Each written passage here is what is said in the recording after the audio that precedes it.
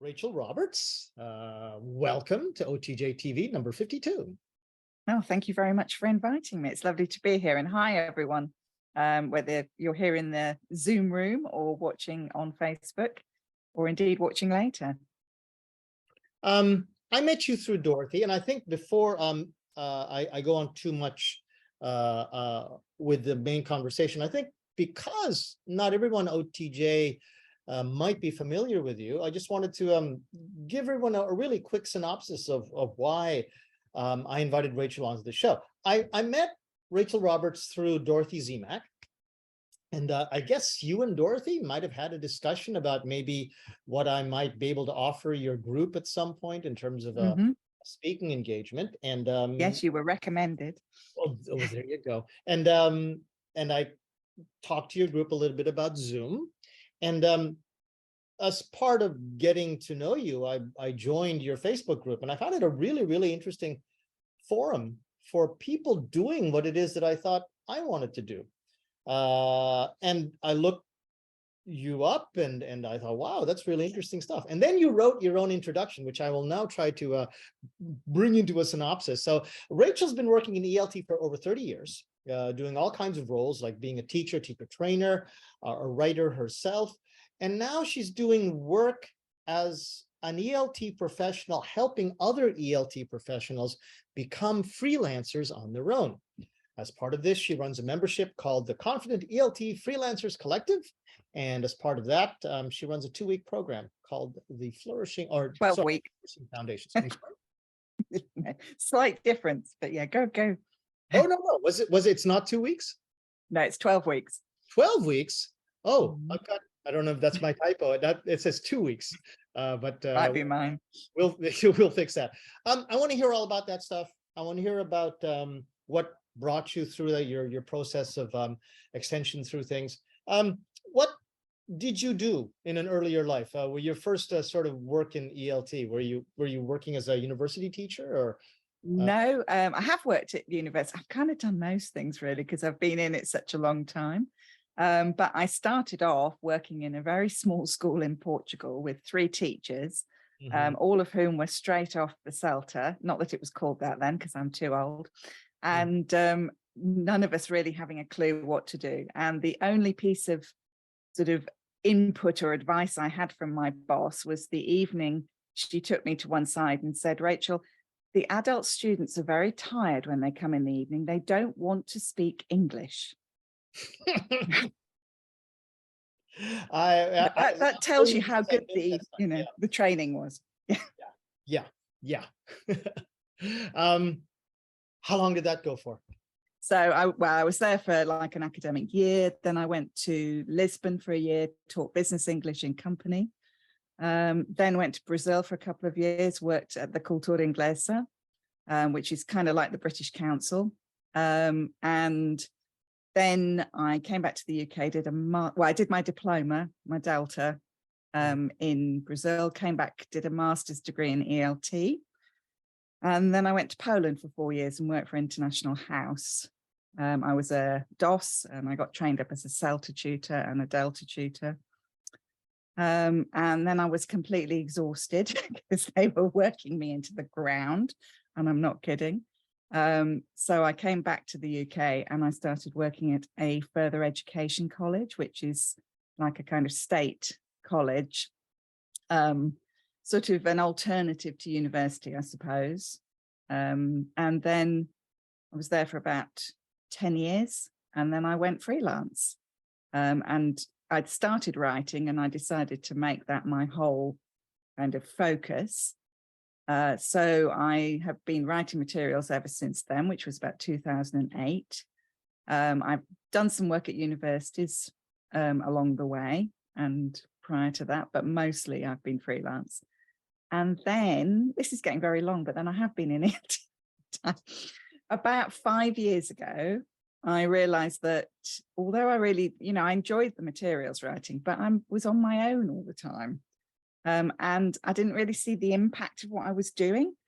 So you write materials and teachers go off and use them, but you very rarely get to see them doing that or get any feedback. And I realized I wanted to do something that was, closer with people and where I would see the impact. And I actually trained as a counsellor and psychotherapist about 20 years ago as well, just, along the way. And I always kind of enjoyed that sort of work too. So I went back and did a coaching diploma. And along the way, it kind of morphed from life coaching into business coaching, because that was the thing that people kept wanting me to help them with. So my niche kind of found me, really, I would say. And I've had a lot of coaching myself over the last 5 years, business coaching and training courses and things, as well as my own business experience. So it kind of made sense. But that's why I still have a big emphasis on mindset as well, because that side of things, the psychology side of things, is also really important to me. And honestly, I think it's often the thing that gets in people's way the most. There, potted history. Well, okay, let's start unpacking some of that stuff. I wanted to sort of, because you mentioned about how you were being worked to the bone by that. I assume it's by that first school in Portugal, or maybe it's by all of the schools that you ever worked with. Well, I would say that the hardest time for me was those 4 years in Poland. I mean, I was doing about 70 hours a week. So okay. The sort of the English teaching industry in Europe, it sort of is kind of like that, a bit of a meat grinder, you would say. Is that why a lot of people end up wanting to do freelance work in editing and materials creation and teaching and language coaching? Well, I think, there's a culture altogether, I think, within English language teaching. And I don't think, I don't personally know the culture in Japan that well, obviously, because I've never worked there. But, from what I hear, I'm not sure it's really that different. I think there's a general culture of working very hard, sacrificing, because, it's all about the students. And yes, it is absolutely all about the students, but it's also about us.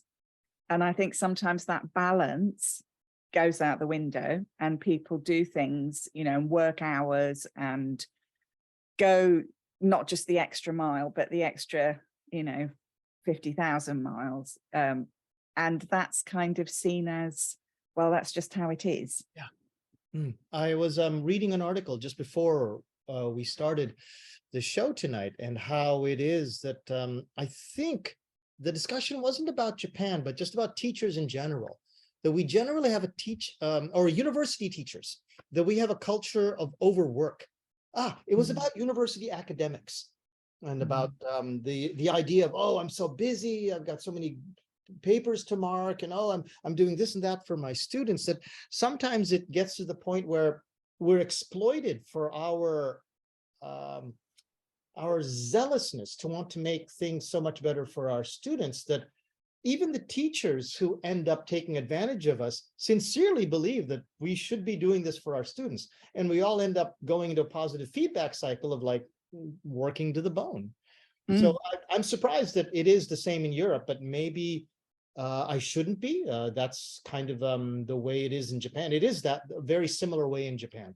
Academics is about the same, and the private schools, especially the really big schools in Japan, were known for really working their teachers to the bone. Yeah. And of course, I think there is a difference between the kind of people that see it as an opportunity to have a sort of working holiday for a year or two. They're probably not working their fingers to the bone. But the people who stay in the profession are the people who care. And I think that is often exploited. And I remember, when I was working in Poland and kind of really getting towards burnout, I remember talking to other people kind of in, other sort of DOSes and ADOSes in the group, and saying, look, don't you think this is a bit mad and shouldn't? And they were all kind of like, you're just being lazy, and we ought to be doing these things. And, it was like they'd all drank the Kool-Aid, basically. It's very pervasive, I think.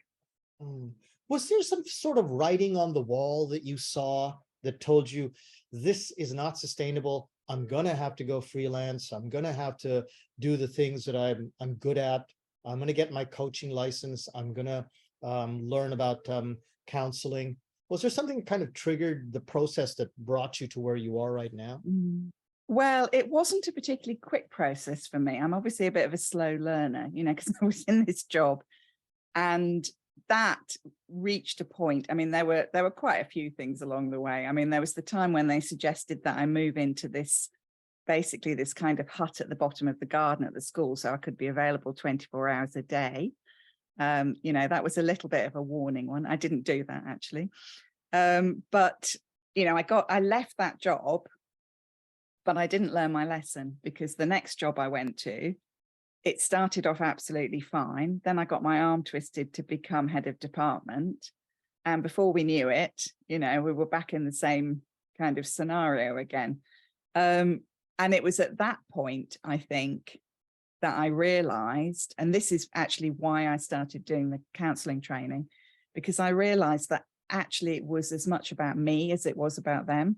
So not to say that they weren't being exploitative, because they were, but I was allowing that by wanting to please them, by wanting to be a good girl, by wanting to be perfect, all of that kind of thing. And so I started going in as well, going inward as well, and working out what it was about me and the way I'd been brought up and what I believed that was getting me into these situations. I have two jobs going on in my head. One right now is to be a good host and a good interviewer, and the other one is going like, geez, she's talking about me. And like wanting to ask you personally, well, what do you think I should do? And which is what you do all the time. So I don't want to like totally. So from that position, you went towards your freelancing work. And I don't want to skip too many important steps, mostly, and I'm trying to be careful, but I'm not really sure what steps were important in the creation of your burgeoning career right now. But what has the landscape been like the last few years, especially during the pandemic, for the people that do what you do, the people that you help, and maybe private English education in Europe and in Britain? Okay, yeah. So I mean, it's a big question, because it has affected different people in different ways. But what I think we can definitely see is there's been a huge kind of upheaval and shaking everything around, and we're still kind of seeing how the dice have fallen out or whatever. But I mean, for me personally, it took the coaching that I'm doing now from a kind of sideline, which I was doing alongside the writing, to the main thing that I do. And that is partly because when the pandemic hit, I lost my income. I mean, pretty much entirely, because I had a writing project that was coming up that was supposed to take a year. And I just got an email, and not even a personal email, but one that was sent to everybody saying, we need to look after our own and we're taking it in-house. And if you don't hear anything, it's not happening. And then I lost most of my royalty income, because obviously nobody was buying books because schools were shut. So, I literally lost my income overnight. So what had been a side gig, I needed to step it up. And to be honest, for me, that has actually ended up being a huge silver lining, because I'm really enjoying myself and it's going well. And I know I'm helping a lot of people. But I mean, that's just my story. I think for other people, it has, obviously there were lots of people like me who suddenly lost their income overnight, which is awful. And it did force a lot of people to find alternatives. The good thing, if you like, is that I think teaching online has shifted completely from being something that often students didn't really want to do, or they thought they should pay less for, or, that was considered a bit inferior, to actually becoming quite normal and people seeing the obvious convenience of it. On the other hand, that's allowed some big platforms to, in my opinion, exploit the unwary, but it has opened up lots of opportunities. And it does mean, that, I don't know, just because you're working in Greece, for example, where things generally teaching is quite poorly paid, doesn't mean that you can't get yourself clients in Germany. You know, so it has opened up a lot of opportunities, I think, but the dust is still settling, that's for sure. Just to go back to that point that you made about how you were kind of pushed over the plank, do you think you would have done it had it not been for the pandemic and how it put the pressure on you to actually, okay, let's do this let's take it from side hustle to full-time job? Do you think you would have done it with the same kind of energy, or you would have done it in the same kind of time frame, or was the impetus that you needed was just, you know, everyone pulling the rug out from under you because of the pandemic? Yeah, that's a really interesting question. I mean, I think I was headed that way because, to be honest, conditions for ELT writers have been getting worse and worse for a number of years. It's no longer, you know, people have this idea of, yes, I'll write a best-selling course book and then I'll buy an island like, you know, Liz and John Saws. Not that they ever did, actually, but, you know, there's that persistent rumor. So, you know, those days are pretty much long gone, but I was making a good living out of it. But increasingly, it's definitely getting squeezed hard. So I think I kind of knew that I wanted to transition, but I don't think I would have done it with the same energy, no, or at the same speed, if you like. And by the same token, do you think that a lot of the clientele that you have now that you're leading in your Facebook group and on your website and your various programs, do you think they too find themselves not by choice, but because they were in a similar situation to you, that like a rug got pulled out from under them and they heard about you, oh, thank God someone's going to help me do this? Do you find that a lot of the people that are in your group are there not essentially by choice, but because circumstances led them to taking a big leap? Well, quite a lot of the people that I work with were already freelancers. You know, not all by any means, but I would say probably at least 2/3.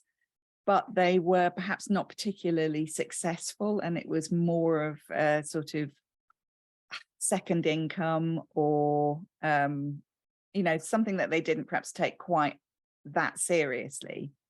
And I think they have realized that, you know, the other things they were relying on, like maybe teaching hours at a university, for example, or whatever, are not necessarily as secure and stable as they thought. And therefore, there's that sense of the only person I can really rely on is me. And I better get a bit more professional about this and know what I'm doing. And, you know, there's still, I think it's shifting, but there's still a tendency, I think, for people to just kind of take what work comes in, whether that's writing work or teaching work, you know, through word of mouth, which may or may not pay well. And it's kind of, I think they've previously perhaps seen that as just something that's totally outside their control. And I think now people are starting to realize, well, actually, no, it's not outside your control, because it's about how you present yourself and your marketing and all of that, that then enables you to choose who you work with and choose what you charge to quite a degree. The sort of people that come to you and join your group or sign up for your courses, or maybe even, I assume you do private coaching as well too. Some, yeah. So go on. No. Please feel free to interrupt me anytime. I know that I talk too much. Oh, by the way, speaking of talking too much, this is probably the longest I'm going to talk through this episode, but that's only because I want to tell everyone who's in the room that thank you very much for coming. We always welcome you at OTJtv. And if you have any questions for Rachael Roberts, please feel free to put them in the chat, where I will collect them and hand them to Rachael if she ever asks me if there are any questions piling up, or we can save them to the end. But if you have any pressing questions that you'd like to specifically say to Rachael, give us a few more minutes so that then we can probably wrap up the first half hour with her telling her story and things. And then we'll get on to the questions that you have that we can use in a bit more of an open conversation style thing. If you're watching us on the live stream on OTJtv, thank you very much for attending there too. And I will be trying to watch the comments in the comments thread and handing Rachael those questions or comments as they come along. So what I was going to ask was about the people that are in the group that you have, or the people that you help. Um, what do you find is maybe the biggest sort of, I don't want to say obstacle, the biggest shift in thinking? I'm assuming that most people, their problem isn't their skill or their knowledge. It's the way No. they think about selling themselves, or the inexperience they have with marketing or with social media, Mm. right? Well, it's not just inexperience, it's almost anathema, I think, sometimes. That's the biggest problem, I think. And it goes back to, what we were saying at the beginning about the culture of ELT. So that, there is a big culture of you should be doing this for nothing, really. And if not nothing, well, then you should charge as much as you can just about manage to live on. And, I mean, it is, when you kind of say this to people, they do see that actually that's nonsense. But at the same time, it does often quite underpin what they're doing. And so they don't want to learn how to market, because they associate that with being sort of sleazy and, trying to push things down people's throats. And I mean, I'm not about any of that. I mean, I would hope nobody would see my marketing that way, but it is a shift from, oh, I'm going to have to turn myself into a used car salesman, to, no, you're not. But how can people know what you offer and how you can help them unless you tell them about it? And I think often that is the biggest barrier. They don't want to show off.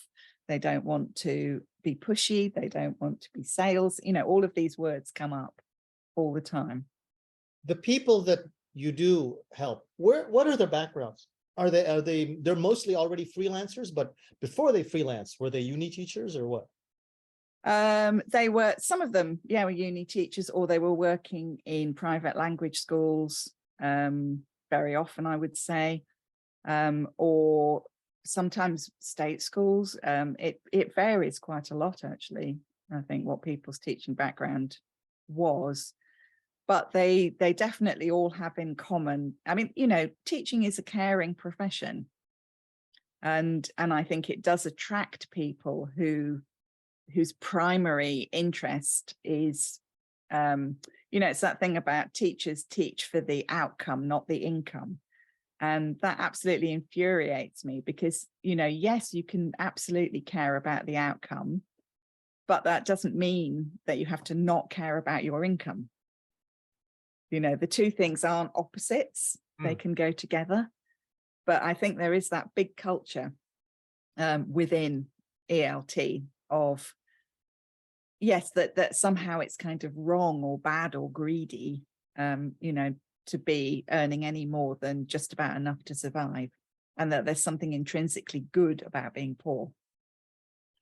What are the other disadvantages you would say that a lot of people sort of bring with them, either in their mindset or their, as you said, for example, the anathema they have towards, like doing something dirty, like marketing yourself. I would imagine that, especially now with the move towards online teaching, a lot of people that come to you for help are going, well, where do I start? Should I get a microphone or a headset? And is my computer enough? That technology itself would be a bit of a hurdle for some people. Well, I mean, I think if you have good enough technology for teaching, then you certainly have good enough technology for the marketing, in terms of the quality of what you're producing, because you do need a good sound quality, good picture quality, if you're teaching online. And essentially, I think that's pretty much the same. But there is definitely a sort of sense of, oh my God, it's such a steep learning curve. There's so much to learn. And, there is some truth in that, I think, because the more you kind of go into it, the more there is to learn. But that's one of the reasons why I find it interesting, because it's not simple, the whole sort of art of marketing, if you like. But what teachers often don't realize is that they already have a lot of the skills. They already know how to help people understand something. and how to kind of guide them through learning something. And essentially it's quite similar, I think. You know, how do you get your message across in a way that people will understand? Well, isn't that what teachers do all of the time? Do you get a lot of questions about just basic pedagogical techniques? Not really, no. I mean, I tend to work with people who are further on in their career. So it's very unusual really for me to have people who have, you know, just started teaching. And I think that is easier in a way for me, because I know that I can trust that they actually know what they're doing, and that I'm just going to help them to find the people who they can help with those skills. So I don't get a lot of questions about that. I mean, there are questions about technical things such as, I mean, I encourage people, for example, to set up some kind of system whereby students can book calls automatically, because I think it's easy to spend an awful lot of time on that sort of, you know, going back and forth and trying to find the right time. And, you know, so those kinds of tools, I think it's worth getting your head around. And things like Canva, you know, that helps a lot. Anything that will save you time, basically. Right. Does your clientele actually, do they end up using a lot of LMSs, like they make their own Moodle installs, or what's sort of like the in vogue tool for most people that you find are working with you? Well, I would say actually the majority of people keep it quite simple, because they're not necessarily that sort of technically confident, you know, so it's hard enough for them managing Zoom and some kind of tool like Calendly or Acuity. But some of them, I think, do go, you know, much deeper into using different learning platforms. But that's not really my area of expertise. I know it's more yours, Jose, but bring me on to talk. You would be a good person to advise them on that, I think, rather than me. I would be happy to. The students that they find, when you're talking about being, you know, somewhere on a beautiful Greek island and then ideally teaching students in Germany and stuff, where are most of these students? Have you done a sort of a demographic study of where these students might be for your clientele, to sort of like tap people on the shoulder, or how, or what, how, okay, what's the question I want to ask? Where are these students situated? Where are they mostly? Well, no, I think that's a great question, but there isn't a simple answer, because it depends on who they are. And I know that sounds, you know, a bit trite, but the key thing I think that makes it easier to attract clients is being really, really specific about who it is that you can help. So one mistake that most people make, and I did it myself when I started out, is to kind of say to yourself, but I can help everyone, right? And you probably can, right? But you're not going to find it easy to find everyone, because people will not notice you in the huge sea of people who are out there.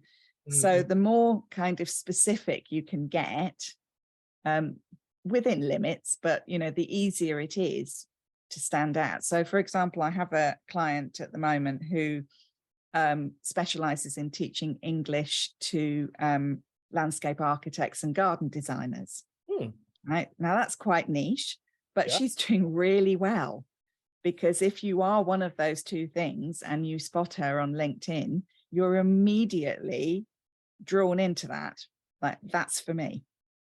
You know, so I think the thing is to work out who it is you're best placed to serve. And it might not be as narrow as that, obviously.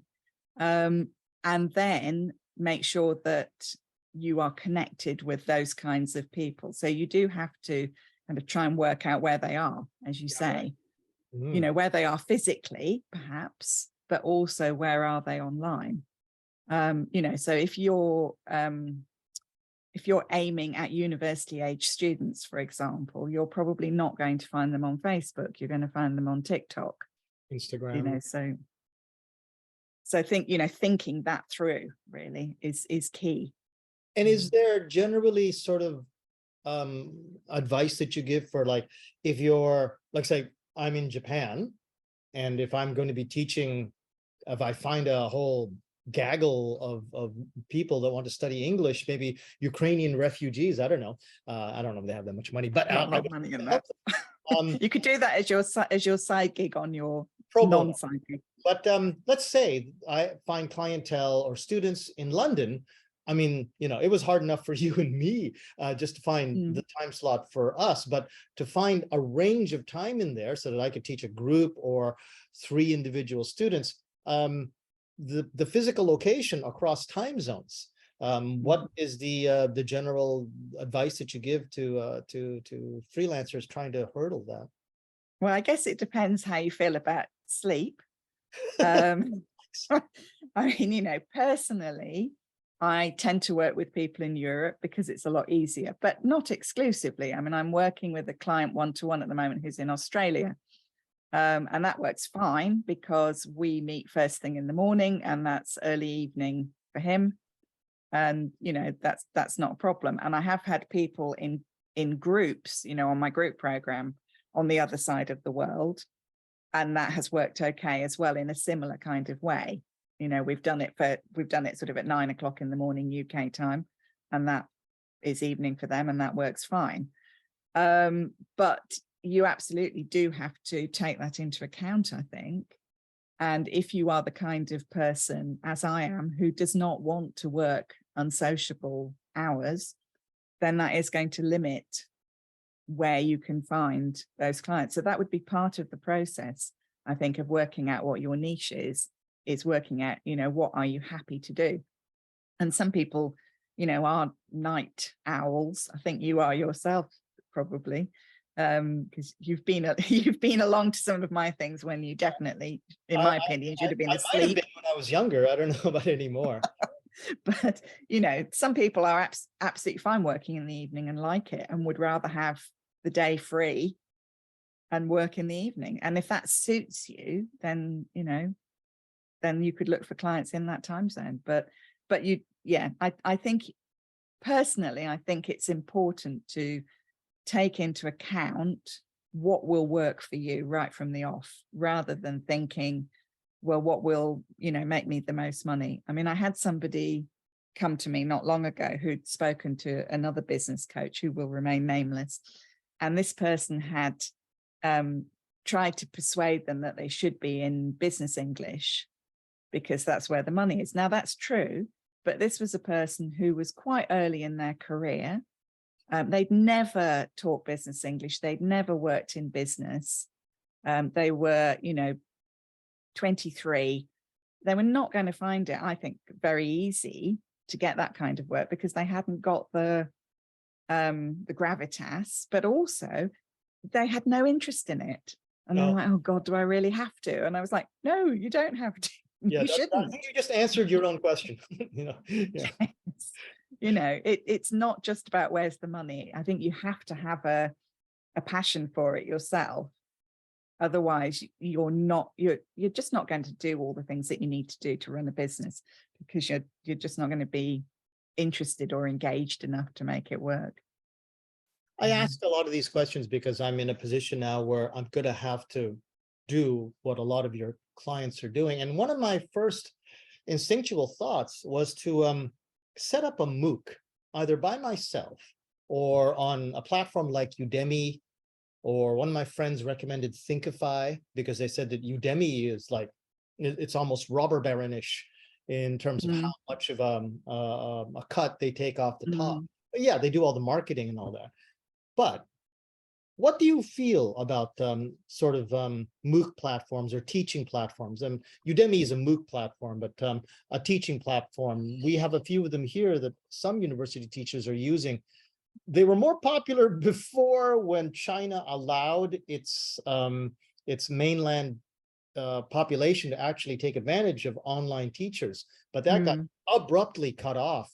I think in the summer of last year, when China basically said, nope, you're not allowed to talk to foreigners across the Great Firewall anymore.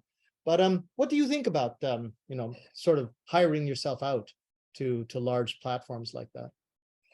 So, I mean, I think there are different kinds of platforms, as you mentioned, so there are the platforms that attract large numbers of teachers, and they will help you to find students. They'll kind of match you with students, if you like.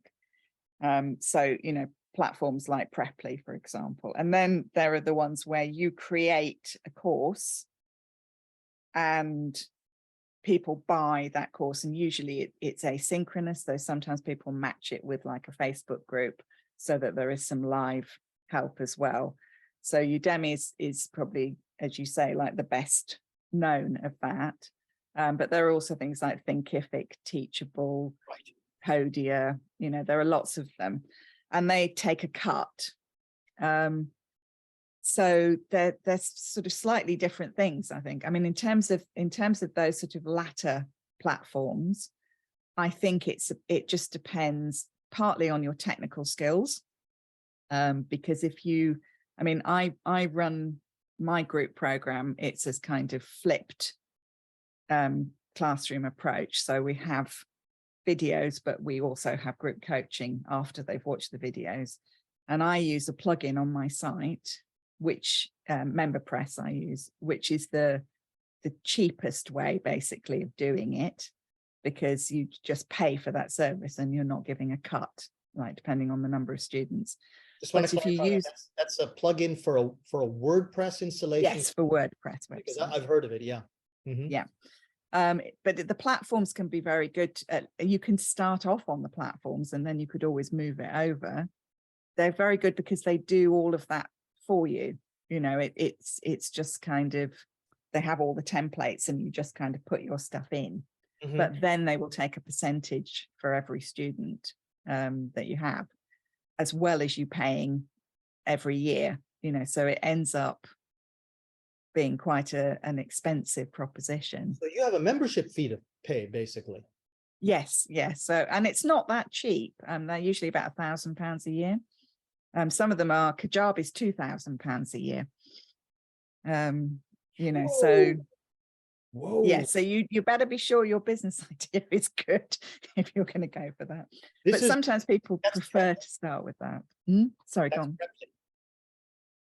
So those are the ones like Thinkific and Podia and what have you. Okay. And then Udemy is slightly different in that there's no membership fee, but they do take a big chunk. I think they take about 40% or something. Yeah, something like that. I was reading up on it. Like, whoa, that's a lot. I mean, and they say they do marketing, but they don't really do marketing. It's like being on Amazon. If you've got the right keywords and things and people find you, then you can do well. But it's a needle in a haystack, a lot of the time. Mm-hmm. So those are kind of if you're doing courses. And then the platforms like Preply are really about finding students to do live teaching, which is a slightly different thing. Well, not slightly, completely different thing. Pretty different, yeah. Yes. And I have to say I'm not a fan of those at all. Want to hear why you're not a fan? Well, I mean, it depends on the platform. Some are better than others. Okay. Let's be fair. I mean, I've just this week, actually, I made a YouTube video about Preply, and my husband watched it and said, "Oh, they better not send you a cease and desist." And I was like, "No, they can't. There's nothing I've said there that isn't totally true, or slanderous or libel. If it's not at all. It's completely true, And I've got the screenshots to prove it. But they have a business model which is, I think, fundamentally really exploitative, because they. You can go and look at the details if you want to watch the video, but basically they take a first lesson that you do, they charge the student, but you don't get any of it. And then after that, they take 33% of everything that you make up until about 400 hours. And then I think it goes down to about 18%. So it's still really high. And they actively encourage you to undercharge and to set your rates low. They say things like, oh, well, you'll get more students if you only charge 12 at a time, or, you know, $12 an hour or what have you. And it works really well for them because oh, this is my YouTube channel. Yeah. Isn't it though? It's new. It There's is only new, 3 it is new, videos. it's Another new. one coming on Monday. But There's that's the one you're talking about there, right? By teaching English. yes, that's right. Yeah. Not worth it. Yeah.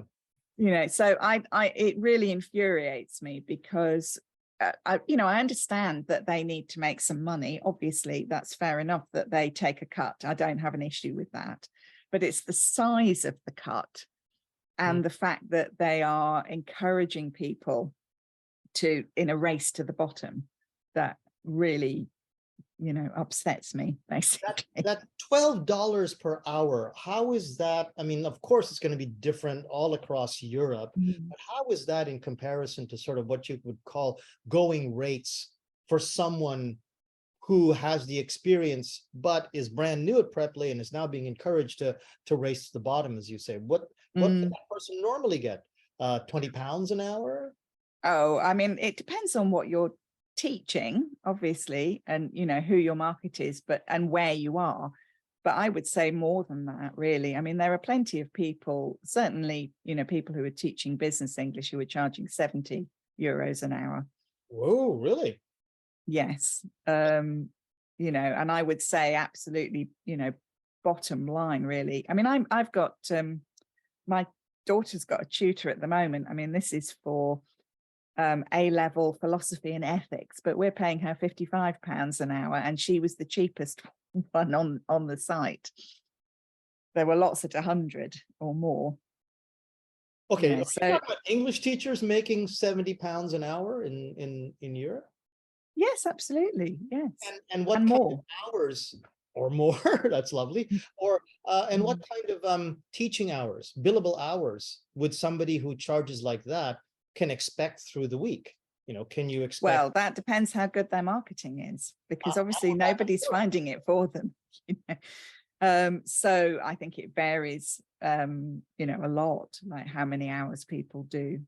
It's how long's a piece of string, really, I would say. But that certainly can be a, you know, a going rate. Sorry. I mean, I hesitate to talk about figures, really, because I don't want to get into one of these, oh, I can help you make 6 figures, you know, because I just think actually most people don't, but they also shouldn't be charging $12 an hour. You know, I think as a average, if you like, for Europe, people shouldn't be charging less than 30, 35. That would be my opinion. And, you know, definitely it's possible to charge more than that. I think around Japan, if you were to teach face-to-face, someone with my experience and knowledge, I think you could expect, easily $4,500 now, okay, the exchange rate, so about $40, $50 an hour easily. And upwards. But then there's a really big ceiling that's hit once you get past 5,000 yen.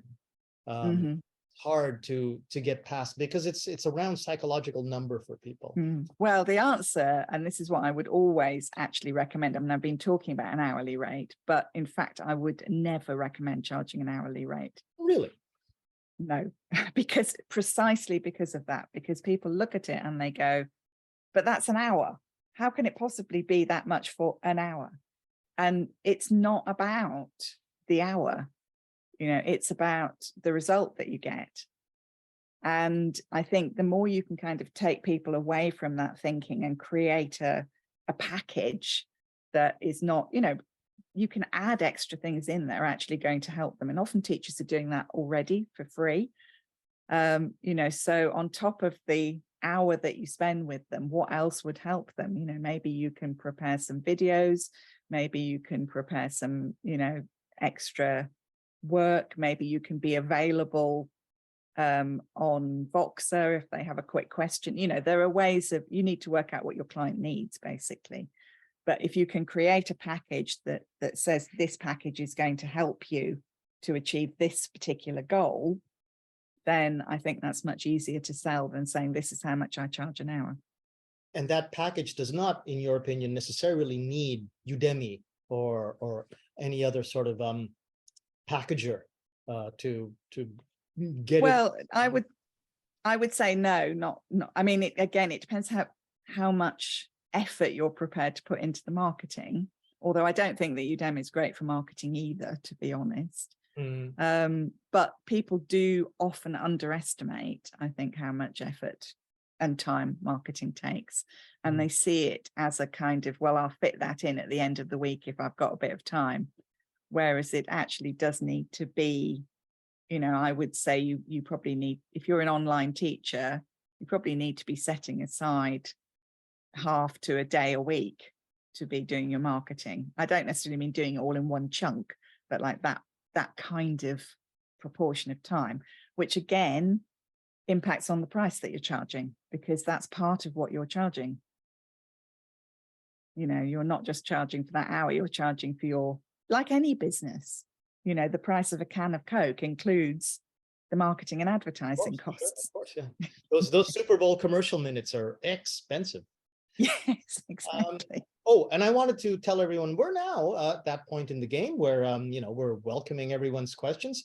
I've allowed people to unmute themselves, and I'm sorry to Watanabe Sensei, I sort of turned off your camera there, but if you want to turn on your cameras and speak to Rachel directly, and the people on the live stream, if I've already given you the link to the room, please come and join us, and please present Rachel with your questions. I think I could sit here like for hours and like tap your brain for free, but I don't want to do that. That would be really unfair. But you're really making me think about this program, this 12-week program that that you're doing. What do you offer in that on your website and on the program? What are the sort of the perks that will come to someone if they sign up to be coached by you?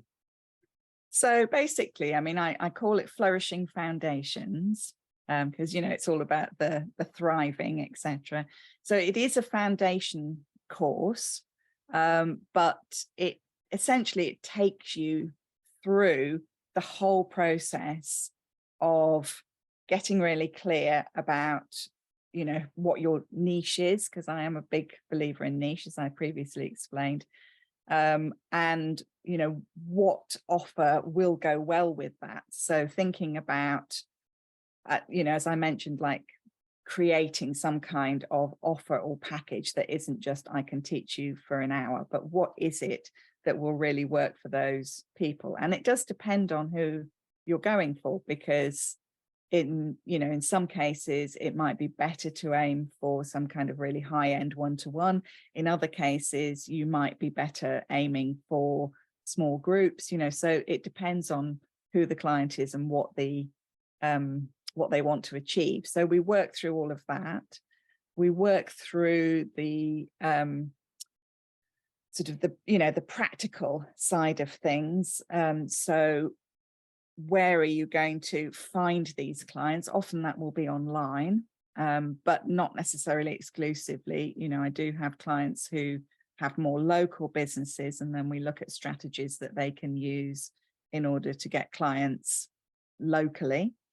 And then the whole process of taking people from, you know, what's sometimes referred to as Island A to Island B, you know, so Island A is they're sitting on that island, staring out to sea in the opposite direction, and they have a problem, but they haven't really got to the point of thinking that there might be a solution for that problem. And then gradually, through your social media posts or the other things that you're doing, you take them through that stage of, okay, actually, I understand a bit more about the problem that I have, and I realize that there might be a solution to that problem. I've come across this guy, Jose, and he looks quite good, and I think maybe he can help me to, I'm going to, you know, try him out, and so on. So it's like a sort of process. So it, you know, it's not like you, somebody sees one post that you did on LinkedIn and they're like, that's it, they're in. You know, usually it's a process, and there are things that you can do along the way. Again, it depends on the business. It's all very individual. But I mean, for me, like, just to give you an example, I would say doing things like this, right, would be island A kind of stuff. So the people here, some of you might be starting to think, oh, actually, maybe I could do with a bit of help with that. So then you might go and check me out on YouTube and see a bit more. Then you might join my membership, which is for, the group that Jose mentioned, where you'll get more help, but obviously it's not going to be tailored and specific to you. And then you might then join the group program to get sort of like hands-on help. So it's a very small group. There are like sort of 6 to 8, usually nearer 6, but I like a bit of flexibility, people over a 12-week period with 2 one-to-one sessions and 8 90-minute coaching sessions and a Slack group where people can ask questions every day. So you get sort of the input from the videos, but you also get a lot of individual help and coaching. And, really that's, sorry, I'm just looking at the screen that changed. So I take you through how to write copy that will speak to your ideal client, what to put on your website, what to put on your social media profiles, what kinds of posts are likely to work, and why, and all the systems around business as well. And mindset, mindset is quite a big part of it. And we do focus on that quite a lot, particularly in the coaching sessions.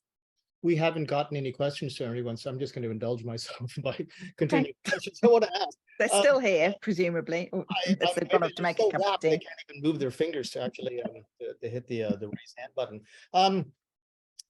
So about mindset, one of the first things that you mentioned early on in the session was that there's an anathema to getting out there and selling or talking about yourself in marketing ways. And what are the other sort of problems that when you're talking about stuff that holds people back from being successful, even if they try, maybe, or even before they try, what holds them back? And when they begin trying, what is a ball and chain around their neck to their success? Well, I mean, one of the things I talk about quite a lot is what I refer to as the inner troll. And that is a way of describing that part of us that we all have, which tries to kind of hold us back from taking anything that might be perceived as a risk. And, we all have this. Some of us have it a bit more developed than others, but we all have it because it's a biological thing. The people who stayed safe in their caves and assumed that stick in the path might be a snake, or, are the people who survived and went on to create the next generation. So we all have this kind of biological resistance, if you like, to putting ourselves out there, to taking risks. And that is absolutely fine if you want to spend your whole life in a muddy cave, So you kind of have to balance that against the other part of you. And I mean, it's literally like different parts of your brain almost, because I'm talking about, the fight, flight, reactive amygdala kind of part of the brain versus the more developed prefrontal cortex, that aspires to things and that wants to self-actualize and all of that kind of thing. So we often have this sort of bit of a fight going on. And it's people often talk about killing that inner critic or inner troll or whatever, or getting it to shut up. And I think the key, actually, I mean, through my own personal development work and through the training that I've done, is not to try and to do that, but to actually just notice it and not take it that seriously. And that's why I call it the inner troll, because I like to kind of poke fun at it a bit and kind of go, oh yeah, my troll's jumping up and down on the bridge, going mad about this. Never mind, I'm going to carry on anyway. Because sorry, go ahead. Sorry, go on. I was just going to say, I was reading again yet another article on the internet about how people talk about something called learned helplessness, and that because of our traumas or because of, bad influences from the books that we read or for the teachers that we've had in high school and stuff, we learn to sort of not take the first step. And in the end, the advice is the same, like get out of the cave, and that stick in the grass is not a snake necessarily, but be careful, just yeah. But it isn't learned helplessness. One way to sort of be more forgiving of yourself is not just that, there were influences that made you this way and you learned how to be this way. It's actually biologically. We talk about fight or flight as being the two things that we believe are the most innate sort of reactions to physical danger. But actually, what this article was saying, that our helplessness or our tendency to sort of just stay stuck in one position, freeze, is to freeze. Yes. Freezing is actually far more, it's even before fight or flight. When you actually think, okay, what am I going to do? You actually start a fight or you run away, but your actual instinctual reaction is just to stay very, very still, to stay in the cave. Yeah, absolutely. Yeah, and people don't talk about it as much, but it is that sort of paralyzed state, if you like. And people can be stuck like that for years. Like they've got plans and they kind of want to do it, but they kind of don't want to do it. And so they get very, very busy, so they haven't got time to do it, or they do it in a way, like they put one post on LinkedIn and nobody responds to it, and they go, oh, well, there you go. That means that nobody's interested. So I better stop.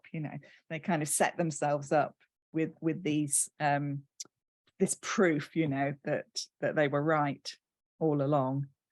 And that, I think, is where actually the membership, the collective, can be really helpful, because I think there are a lot of people who join that with all of that going on, and they see other people who are kind of a little bit further ahead, and they sort of go, oh, well, nobody's actually bitten their head off. Like, maybe it's safe for me to go a little bit further, and they get, yeah. And they get support from each other, and and you can see like everybody just slowly coming out of their caves and looking around and going, oh, okay, this isn't too bad. You're describing basically, I think, a lot of the mindsets that people had in my group, the group to which I belong, online Japan in 2020. The greatest thing about it wasn't anything much beyond the fact that people were just sort of willing to step a little bit out of the cave and then see that there's a whole row of people along this mountain wall stepping out of caves, being a little bit afraid. We can all do this together. That's what I really like about OTJ. And I find that same sort of flavor in your group. Generally, you find that when people make the leap, at least under your tutelage, of course, you can't speak for everyone who tries to go from salaried work to freelance work, but generally the ones that you observe, the ones under your tutelage or in your group, when they go in there, and they make the jump into the pool, what's the success rate for most people? 50%, 30% generally? Or they regress and go back to work for a company? Interesting. I mean, of course, it depends what you mean by success. They can sustain a freelance Oh, I would say higher than that in terms of people who stay freelancing and who manage to make it pay. But I would say of that, there are quite a number of people who are still playing quite small. It can take people quite a long time, I think. So some people, I'm talking about people who do the group program. So some people who do the group program, like maybe 20%, I mean, I'm being quite rough about this, 20-25, absolutely go for it. And, make a really big sort of splash and just keep going. And it's like, wow, look at them go. And then I would say probably most people, like maybe 50%, kind of have some success, and then they kind of pull back a bit. Maybe they get a bit busy, or life gets in the way, or they decide they will go back in house for a bit, and then they come out again, so it's a slower process, but they're still moving forward. Mhm. And then there's maybe about 20%, I would say, who actually decide that really it's not for them. But they would say, I'm pretty confident in saying, because they've said this to me, that they've still shifted a lot in terms of their own personal self-confidence. Even if they've then decided, actually, I just don't think this is for me and I want a job. You know what, as you were saying those numbers, you know what that reminded me of? Was a bell curve distribution for A's, Yeah. B's, C's in grading. So Yeah, well, actually, I hadn't thought about that, but I think it is a bell curve. it is, yeah, Yeah. because and when I talk to my students sometimes, when I look at a bunch of kids, and sometimes you can just tell that you've got some good kids in this class, or it's historically a really good class, and I will tell them, okay, so where are you going to sit on that curve? Make your choice right now. Are you going to lean back, or are you, because you're perfectly happy with getting a C and you just credit because you just want to graduate, or are you actually going to, for whatever reason, try to hit that upper 20 percentile? Yeah, I mean, to be fair, probably people don't do the group program in the first place unless they have some level of motivation. So I think that's why there aren't really people who, I would say, fail as such. But there are definitely people who will hold themselves back for quite a long time. Particularly going back to what we were saying right at the beginning, really, about the whole sort of mindset thing. I can think of at least one person who has never, who did the group program, I think about 3 years ago, and has never really acted on any of their ideas, because they're the kind of person that always steps in when there's a problem at work and takes on something extra, does everything at home, is always kind of looking after other people first, basically. You might have mentioned this earlier, but it slips my mind. What kind of a time commitment does one need to take on your Flourishing Foundations program? So it's a 3-month program. And over that time, it is how long is a piece of string, because it does depend on where you are and on how much you want to implement at that time. So, I'm kind of giving you everything that you need, and you're not going to implement all of it over that 3 months, because, setting up and running a business and maybe creating a website, and, that is probably going to take longer. But I say on average about 4 or 5 hours a week, to watch the videos and to do the homework tasks. Less than an hour. Everything's available, that the course is always available to you afterwards. And in fact, as I update it, you also get access to any updates as well. And I have an alumni group in which I offer more training from time to time. And there is also a follow-on to the course, which is just coaching. So, if people feel that they need a bit more hand-holding at the end of it, they can have that or not, so there's quite a lot of flexibility there, really. Are there a lot of people that do what you do? You're coaching people to become freelancers? Interestingly enough, I think I'm noticing more and more, because I think when I started this about,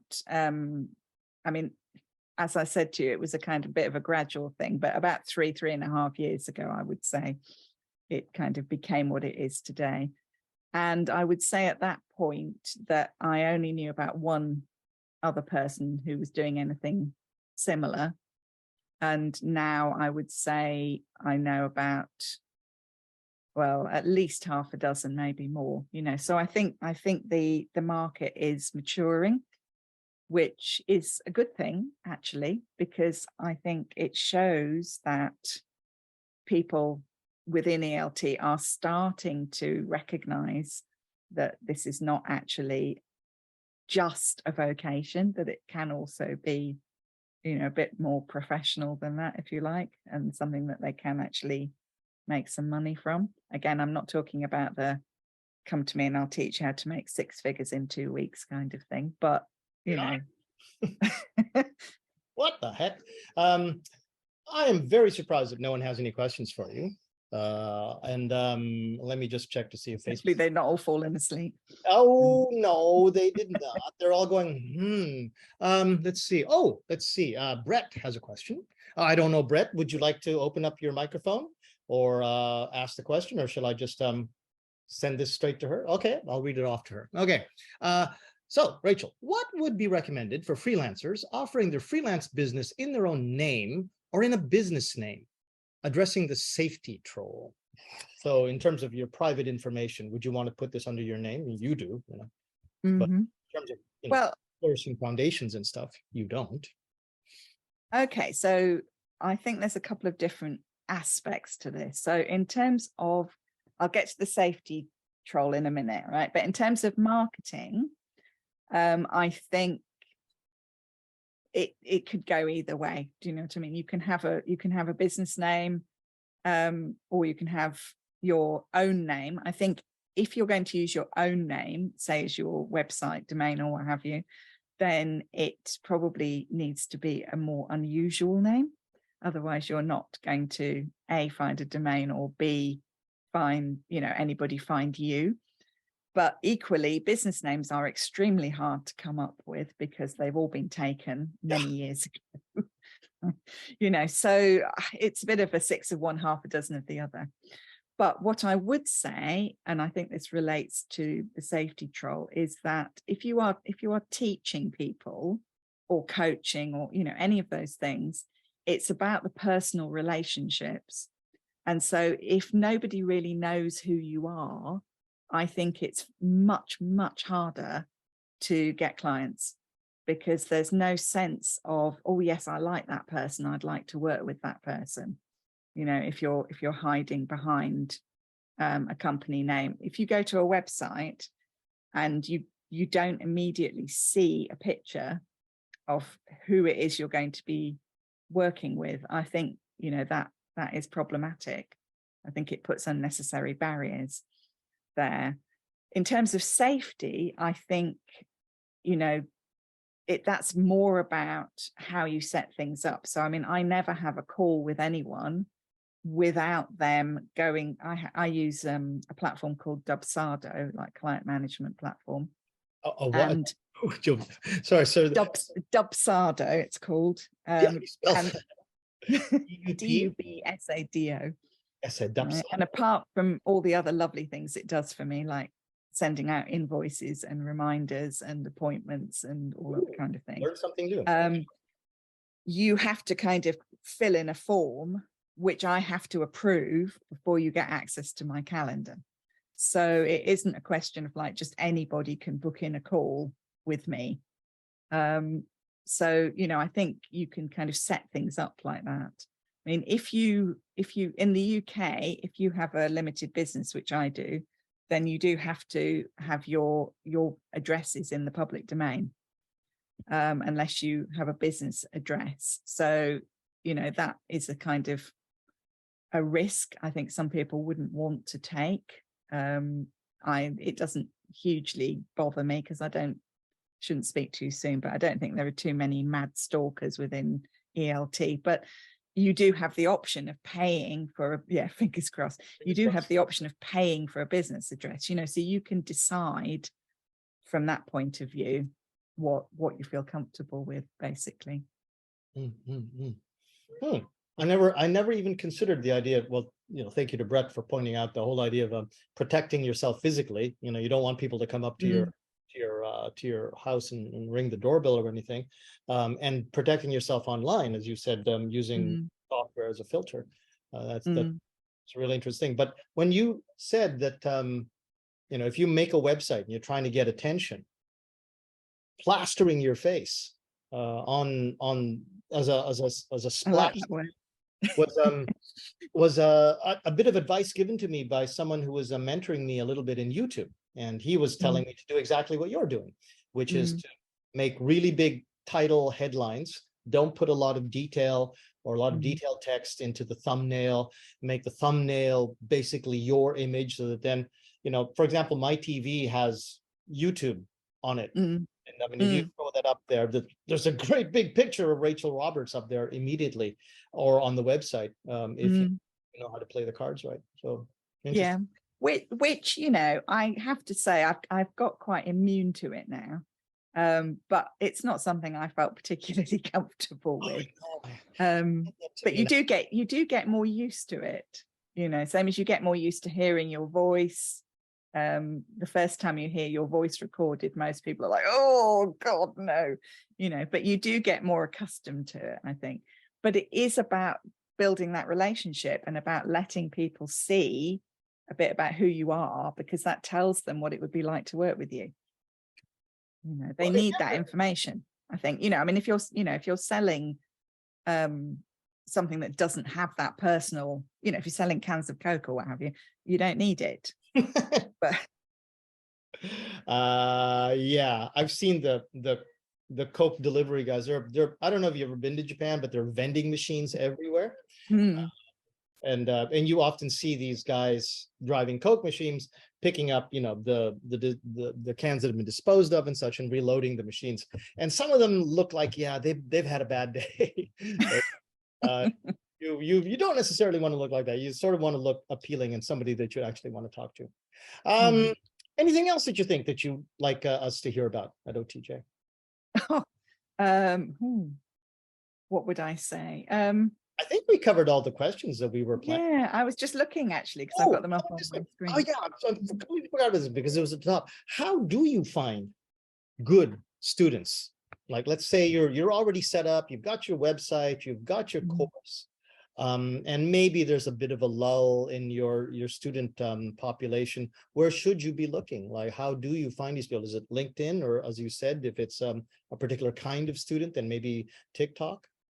Well, it absolutely depends where they are. I mean, what also, people do have different approaches to this. So the approach that I teach is what's often described as organic marketing. So the idea behind organic marketing is that you get the message out there, and it's exactly the right message that people need to hear.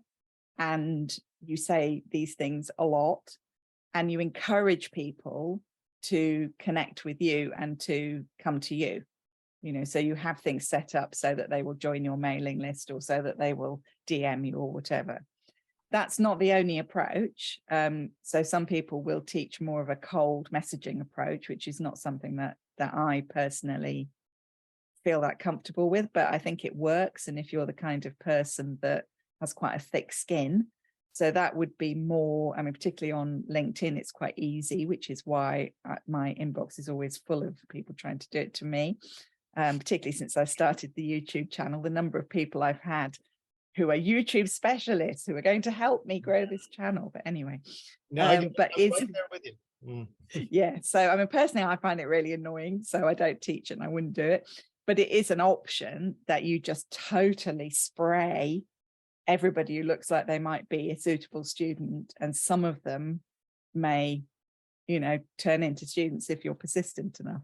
But that's not the approach I tend to take. So I would say find out where they are, get your messaging really right, get your island A to island B sort of systems sorted, so people talk about like a funnel. Again, I don't really like that term, but it is that idea of, you have a big audience who will gradually kind of come closer until the point that they're ready to become your student.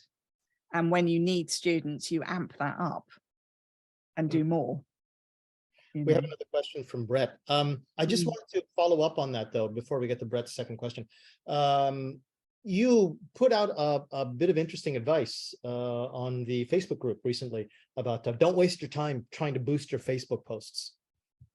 Said that's a waste of money, that's not going to go anywhere. And that pretty much reinforces my experience. I thought maybe I was doing something wrong, but I got absolutely nothing from like the $30 that I spent trying to boost a post. Nothing. I thought maybe, but maybe I need like a budget of $300, but you'd say that that's all money flushed down the toilet? I wouldn't say that advertising is necessarily money flushed down the toilet if you know what you're doing, but boosting is. So there is a difference. So boosting is basically show this post to more people, like anyone, right? So therefore, the more people that Facebook shows it to might well be truck drivers in Azerbaijan or something, all right? You know, they're not necessarily going to be the right people. So that's why boosting really is a waste of time. Sometimes it does work because you just get lucky and it hits some of the right people, but it's totally scattergun. Whereas Facebook advertising, or indeed, you know, the other platforms, but I know a bit more about Facebook advertising, you can specifically target the people that you want to reach. Now, I mean, I don't teach advertising because I don't know enough about it to do that. I know people who do, but I do understand the basics, which is you can create an audience. So you can either specify who you want in that audience, right down to, you know, a real level of detail. Oh, yeah. Or you could retarget people who had been to your website, or you could create what's known as a lookalike audience, which is you say, look, these are all people who've already bought my thing. I want more people like them, you know, so that's much more sophisticated. But even then, you do need to put quite a lot of money into it, because you need to, you're bidding against other people who are doing adverts. And so if you only spend a very small amount, your advert won't get seen very much. And you need to test things out too. So you need like to run 2 and see which one's working better and all that kind of thing. Oh yeah, it's A/B type testing. Yeah. Yeah. Yeah, I've only ever done boosting. I haven't done advertising, which I know they are 2 very different things, but I would have thought boosting would be better. But thank you for confirming that it is not. One last question. Can I get you to hang on for like just 4 more minutes? Sure, yeah. A lot of us here, probably a lot of the people that are watching you right now are English teachers who are going to be dealing with, in Japan, we don't have, roughly said, Japanese people don't speak English as well as most people around the world think that they should. They basically don't speak English. It's a very small number of people that can actually speak easily in a conversation. So in your experience, when you're talking about, let's say, university teachers that were working in a London university and then finding themselves with their niche actually dealing mostly with Hungarians or so, how helpful is it to be able to deal with Hungarians in Hungarian, or with Germans in German? At least in Europe, would you say that basically, no, you're an English teacher, you should show yourself only being an English teacher and stick only in English when you're dealing with your students? Well, I don't think there's necessarily a should. I mean, I think if you speak the language of your target students, I think that's helpful. Okay. Because again, it's about making a connection with people. So I think it can be helpful if you really understand the kinds of problems that they might have, the kinds of pronunciation issues they have, the false friends, all of that kind of thing helps people to kind of go, oh yeah, this person gets me. So I do think, if you're a teacher in Japan and you're specializing in Hungarian students and you've never taught Hungarian students, then you're at a disadvantage, I would say.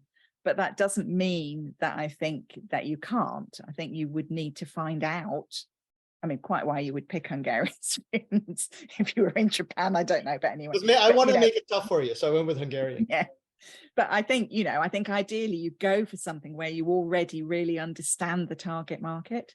So if you used to live in Hungary and you never really learnt Hungarian because, let's face it, who can? It's got 17 cases or something, but you do understand what problems Hungarian students have, then I think that's fine that you don't speak to them in Hungarian.